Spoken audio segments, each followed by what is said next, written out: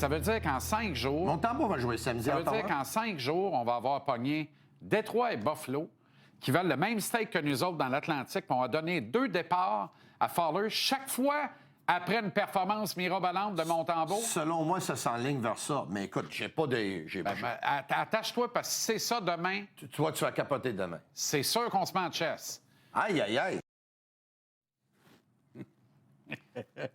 Je peux pas dire que je te l'avais pas dit, mais je m'attendais à ce que ça soit Fowler. Puis je l'ai dit hier. Je l'ai dit hier que après la dernière performance de Montembeault, c'est Montembeault qui méritait le départ ce soir. Je pense quand même, quand tu as en rotation à 3 gardiens de but, tu essaies de contenter un peu de tout le monde, puis peut-être certains un peu plus que d'autres. Comme pour l'instant, il n'y a pas d'amour pour Debèche. Si Fowler va en jouer 2, puis Montembeault va en jouer 2, Debèche va en jouer 1. OK? Donc... Ce qui n'est pas le cas à date. Là. Donc... À date, on alterne comme les loisirs Saint-Eusèbe. Oui et non, oui, OK. Ouais, c'est à peine saccadé. Là. Mais il y a eu un glitch. Quand Debèche il a joué son dernier match, il me semble qu'il avait joué avant ça un match en 18 jours. Oui. Maintenant, moi, je vais te dire quelque chose. Le problème avec les 3 gardiens de but, là, c'est que moi, je suis prêt à gager. On ne saurait jamais, peut-être, là. Mais j'ai comme l'impression que même si Fowler aurait un match colossal ce soir, colossal, le Canadien gagne, je pense que ça va être Montembeault dans les buts samedi. Mais ce soir-là... Je vais te dire une affaire. Ça serait bien le restant que Fowler goal comme Montembeault mardi et que pour cette raison-là, on lui donne la game de samedi. Arrêtez, là. Ou ça va ne nous dites plus, puis ils l'ont jamais dit. Ouais. Au début de l'année, Martin refusait de dire que Sam était son numéro 1.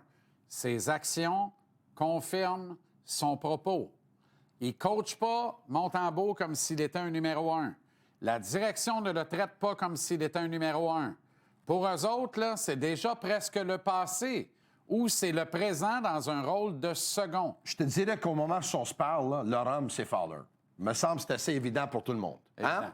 La semaine passée... Détroit-Buffalo. 2 matchs de 4 points, les 2 matchs de 4 points. Quand ils ont joué contre Détroit, ils étaient tous les 2 en première place. Les Canadiens avec un match en main, donc c'est un match de 4 points. Ouais. Il y en a ce soir, Fowler n'a pas battu Détroit. Non. Ce soir, les Canadiens ont 5 points d'avance sur les Sabres. Les Sabres ont 2 matchs en main. Ouais. Si les Sabres gagnent en réglementaire, tu es à 3 points, les Sabres ont 2 matchs en main.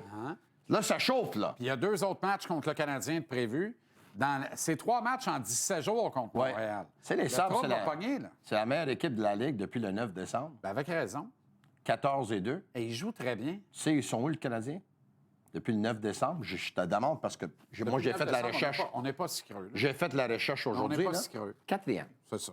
11-4-4. C'est ça. Leur fiche. C'est un duel au sommet, pour vrai. Puis tu mets Fowler. Tu sais que depuis le 20 février de l'an passé, la fin du tournoi des 4 nations... Oui. Canadien top 3 de la Ligue. Top 3, top 4 de la Ligue. Oui. Avec Colorado et Dallas, me semble. Ouais. C'est incroyable. Non, mais... Et puis c'est correct. Ce qui veut dire que les Canadiens, c'est du vrai, là. C'est du vrai. Ils font de très bonnes choses. Oui. Mais il faut continuer de parler de ce qui va moins bien. Qu'est-ce qui va moins bien? Bien, l'avantage numérique, notamment. Le 5 contre 3 est anémique. Mais là, tu vois, Martin des fois, là, on dirait quand il dit des choses, ça lui revient, puis il le prend sur lui. Il y a une dizaine de jours, il dit, il faut faire attention, on parlait de joueurs de talent, on questionne sur des joueurs de talent. Il faut faire attention de ne pas overcoacher ces gars-là. Mais là, parce que si jamais on fait... Est-ce qu'on a le clip ou non? Non, mais en avantage numérique, Martin a overcoaché. Là, il revient à la base ce soir. Plus de Dobson, plus de Texier. Bienvenue, Hudson et Demidov. Mets tes 5 gars avec le plus de talent, puis laisse-les s'exprimer. Ouais. Laisse-les s'arranger. Non, je suis d'accord avec toi parce que... Aujourd'hui, il a dit quelque chose de très pertinent. Ah, il a dit, c'est à nous de jouer notre game et non pas de s'ajuster à l'adversaire. Tu as mis Dobson parce que tu voulais t'ajuster au diamant défensif de l'adversaire. Ça, c'est sûr. Donc là, on ramène Hudson. Pas seulement dit, ça va être notre Quand game. il l'a mis contre les Capitals, on lui a posé la question pourquoi tu as mis Dobson. Il dit écoute, contre les Canucks, il a dit les Canucks jouent un genre d'infériorité numérique d'un certain système. Il ne voulait pas le dire. Le diamant, le fameux diamant. Il ne voulait pas le dire. Fait que quand tu as un tir sur réception qui a beaucoup de mordant, tu peux jouer un diamant complet. Et là, à ce moment-là, ça laisse moins d'espace. Alors que si tu n'as pas de menace à la ligne bleue pour le tir sur réception, bien, les gars descendent plus bas, puis ils couvrent la zone payante. Là, ça devient plus difficile de... Le diamant, des fois, enlève le tir de Demidov aussi. C'est pour ça qu'il enlève Demidov de temps en temps. Et là, je m'en souviens de ce que tu as dit, parce que lui, Martin Saint-Louis, il a dit, écoute... Bien, attends une minute, là. Tu penses-tu que Washington n'a pas fait face à du diamant depuis 25 ans? C'est sûr. OK, parfait. Je dis ça, je dirais... Ouais. Mets ton talent sur la glace, ils vont trouver une façon. Ils ont le meilleur buteur de tous les temps. Mets ton talent sur la glace. Je suis pas en désaccord avec toi parce que je pense que Martin, on aime tous entendre Martin parler d'hockey. On pourrait l'entendre parler d'hockey 24 heures par jour. Mais il a dit quelque chose, comme tu viens de le dire, il a dit quelque chose comme « Moi, comme entraîneur, je ne peux pas leur imposer de jouer d'une certaine façon. Je dois les laisser aller parce que sinon, la prochaine fois, si jamais je les punis, au lieu de jouer, ils vont penser pour dire qu'est-ce que l'entraîneur aimerait que je fasse. » Exact. Et pourtant, on a vu que dans certains avantages numériques, il enlève 2 gars que, selon lui, passent trop la rondelle puis ne tirent pas assez la rondelle. Puis la prochaine fois qu'ils vont les embarquer, ces gars-là vont dire qu'est-ce que l'entraîneur veut que je fasse. S'il veut que je teste, ils vont tirer. On va mesurer ça ce soir. Mais... Je pense qu'on l'a, cette clip-là. Oui, on l'a. Je pense qu'on l'a. Like any players, I feel like I'm going to coach the trends. I'm not going to coach the one-off. They're not going to come off the ice and say, oh, you should have done this there, or you should have done that there. I don't want to take the stick out of their hands. Next thing you know, you crowd the brain, and the elite players now become average because they don't play with anticipation because they're always asking, what does the coach want me to do here? So you got to be careful with that. Tu traduire? Non, mais on l'a vu, mais... Oui. On l'a vu à l'écran, la traduction. Mais alors, et ça revient à ça. Tu veux pas les overcoacher. Laisse-les travailler. Ouais. Laisse-les travailler. Puis peut-être qu'il n'a même pas dit à Hudson... Je ne sais pas si tu as vu la même affaire, mais depuis quelques saisons, j'ai l'impression que Martin avait le Game Boy derrière le banc puis essayait de contrôler ses petits bonhommes sur la glace. Non. Non. Laisse-les s'exprimer. Établis les grands enjeux, les grands axes. Comment tu veux effectuer la sortie de zone. Comment tu veux la pression en repli, comment tu veux transiter dans le territoire neutre, comment tu veux t'installer dans le territoire offensif, qu'est-ce que tu as comme rapport sur l'adversaire, comment on se prépare contre tel adversaire ou tel désavantage numérique. Après, laisse les petits gars s'exprimer. Tu l'as, le talent. Je pense qu'on est quand même gâtés à Montréal. Je pense qu'on est gâtés. On est gâtés en talent, Non, je pense qu'on est gâtés même à avoir Martin Saint-Louis comme entraîneur-chef. Parce que quand les Canadiens ont entamé cette reconstruction-là, il y a 4 ans de ça, comme tu sais, les équipes en reconstruction, évidemment, ils ont moins de talent, ils ont moins de profondeur. Dans les premières années, ils vont perdre plus souvent qu'autrement. Il y a certaines équipes et certains entraîneurs, notamment, que pour se donner une chance ou de ne pas perdre par 5 ou 6 buts, ils vont jouer à trappe, ça va mettre des matchs de 2-1 ou des matchs de 3-1 qui vont perdre. C'est plate à mourir comme ça se peut pas. Exact. Le Canadien, ils ont perdu des matchs, puis ils ont perdu des matchs à haut pointage, mais il y a toujours... On n'a pas scoré contre Détroit. On a été sur le bout de notre siège toute la soirée. Une chose, on peut dire. Vrai? Oui. Une chose, on peut dire. C'est vrai qu'il n'y avait pas Lane Hutson pour le 5 contre 3, puis on n'est pas en accord avec ça. C'est vrai. C'est aussi vrai que Lane Hutson a joué des matchs de moins 4. Il a fait des erreurs. Il y a eu des matchs où il a mal exécuté. Et on lui a donné le tape dans le dos, puis il n'a jamais sauté un présence. Donc, il faut... Écoute, c'est pas... C'est quand même, là, moi, je trouve personnellement... Martin, il n'est pas parfait. Il n'y a personne qui l'est. Tu ne l'es pas, je ne suis pas non plus. On ne fait pas le procès de Martin ce soir. Moi, je comprends. suis à la même place que toi. On est gâtés. Puis le coach est gâté. Mais... je peux te nommer 8 coachs depuis 25 ans qui auraient tué pour avoir autant de talent dans leur alignement ici à Montréal. Je sais que ici, on a souvent parlé de deuxième joueur de centre. C'est un sujet que tu aimes bien. Non. Non? Oui, mais là, je vais t'en soigner un autre.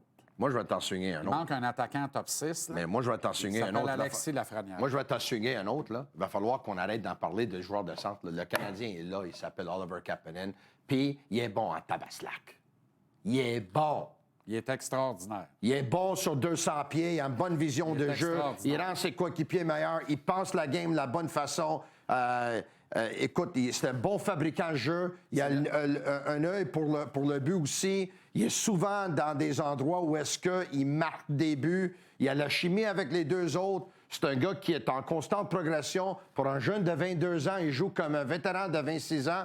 Moi, je l'adore. On sait tous qu'il est bon. Je pense, à un moment donné, on sait tous qu'il est bon. Mais quand même, je trouve qu'il est sous-estimé dans le lieu de plusieurs personnes. Ici, à Montréal, on parle que de deuxième centre.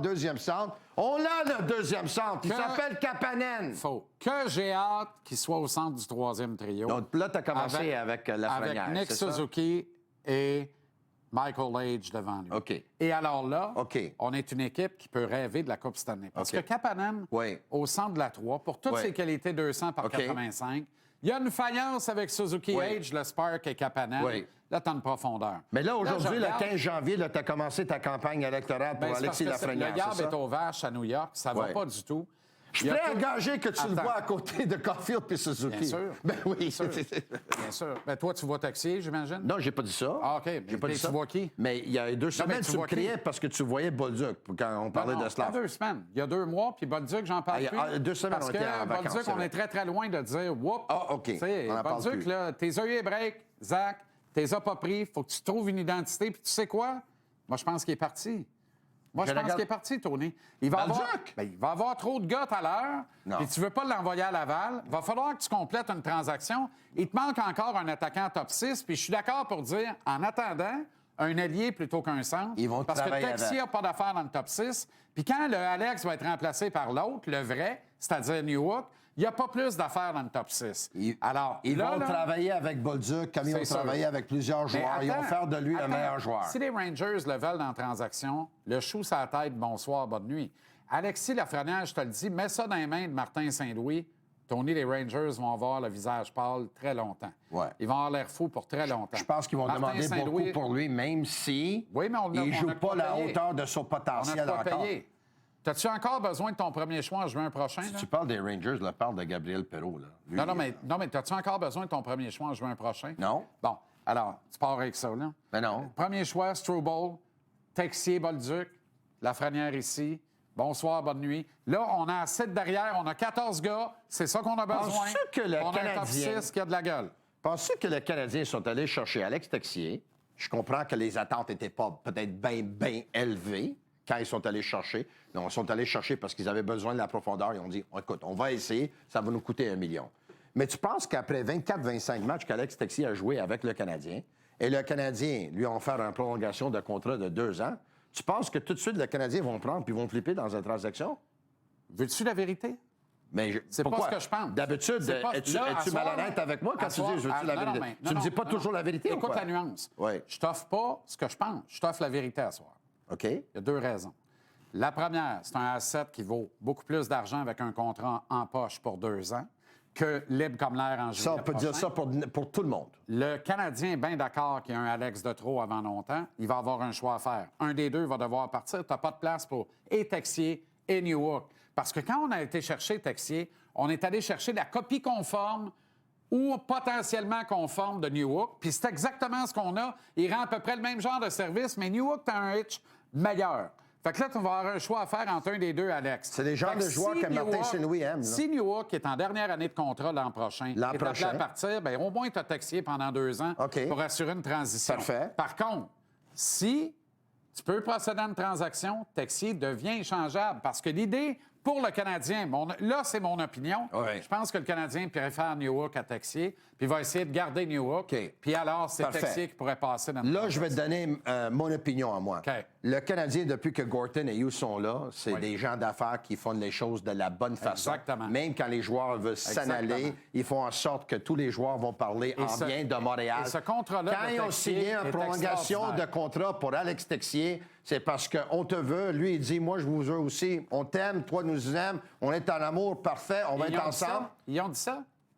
Ils n'ont pas dit ça. Ils n'ont pas dit ça? Non. Ils ont dit quoi? Ils n'ont pas dit ça. Ils n'ont pas dit quoi? On dit, tu fais du bon travail, on veut régler le contrat pour 2 ans, le prends-tu? Parfait. Oublie pas une affaire. Parce que peut-être... Oublie pas une affaire. Il y a 2 mois et demi, ce gars-là négociait avec 4 équipes différentes en KHL, puis d'autres équipes en Liga, puis d'autres équipes en Suède, puis il essayait de trouver le meilleur deal possible en Europe. Il y a 2 mois et demi. Là, on y met 5 millions garantis sur la glace, sur la table. Mais là, il est tombé en amour avec la ville, les partisans, puis l'équipe, ses coéquipiers. Tout le monde tombe en amour avec la ville. Est-ce qu'on est obligé de se marier avec tous ceux qui nous aiment? Et moi, je viens de conduire... La question, là... Moi, je viens de conduire ici depuis 1h30, puis je suis pas en amour avec la ville. Non, je comprends, mais tu jouerais-tu au hockey pour le Canadien de Montréal? Arrête, là. Oui. Bon. Est-ce que tu te maries avec toutes les femmes qui tombent pour toi? Mais là, je devrais me marier 10 000 fois? Alors, toi, tu es le Canadien. OK. Et toutes ces femmes sont des Alex Texier du monde. C'est parfait. Maintenant, les Canadiens te veulent. Le Canadien gère une business. Les Canadiens te veulent, puis les Panthers de la Floride, tu voulais aussi dans les dernières années. Tu allais signer avec qui, là? Le Canadien te voulait Oui. parce qu'il y avait besoin de toi. Il y avait urgence. Les Canadiens vont mal paraître s'ils vont échanger Texier après 1 mois ou 2 mois qui ont signé la prolongation de contrat. Les autres joueurs, ils vont dire, mais c'est quoi? Et là, ensuite, pour acquérir un Sean Monahan ou un Alex... L'agent d'Alex Texier et Dan Milstein, même agent de Ivan Demidov. On va pas faire ça à Milstein, on va pas faire ça à Texier. Parce qu'il y a le gros contrat qui s'en vient pour Ivan Demidov. Ça, c'est le gros prochain négociation de contrat de Demidov et de Kapanen, évidemment. Il faut que ça soit réglé avant fin juillet.